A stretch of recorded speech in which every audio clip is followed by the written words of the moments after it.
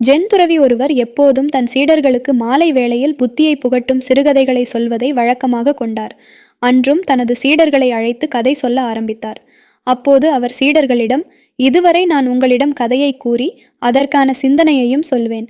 ஆனால் இப்போது நீங்கள் நான் சொல்லும் கதையை புரிந்து கொண்டு கேட்கும் கேள்விக்கு சரியாக பதில் சொல்ல வேண்டும் என்று கூறினார். அதற்கு சீடர்களும், சரி குருவே என்று கூறி அந்த கதையை மிகவும் கூர்மையாக கேட்க ஆரம்பித்தனர்.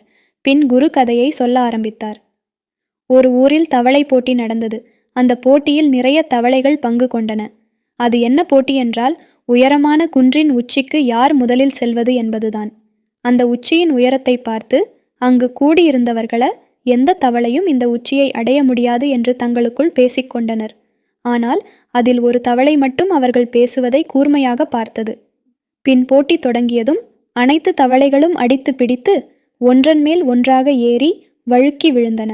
ஆனால் ஒரு சில தவளைகள் சற்று நிதானமாக ஓரளவு உயரத்தை அடைந்து முடியாமல் கீழே வந்துவிட்டன. ஒரு தவளை மட்டும் உயரத்தை பொருட்படுத்தாமல் ஏறி உச்சியை அடைந்தது. அங்கு கூடியிருந்த அனைவருக்கும் ஒரே ஆச்சரியம். பின் பரிசை கொடுப்பதற்காக அந்த வெற்றி பெற்ற தவளையை பார்த்து, உங்கள் வெற்றிக்கு காரணம் என்ன என்று கேட்டால் அந்த தவளை எதுவுமே பேசாமல் இருந்தது. ஏன் என்று குரு கேட்டார். அனைத்து சீடர்களும் அவர்களுக்குள் ஒரே குழப்பத்தில் இருந்தனர். பின்னர் அவர்கள் தெரியவில்லையே என்று குருவிடம் கூறினர். அதற்கு குரு, வேறு எதுவும் இல்லை, அந்த தவளைக்கு காது மற்றும் வாய் பேச வராது, அதனால்தான் அது எதுவும் பேசவில்லை என்று கூறினார்.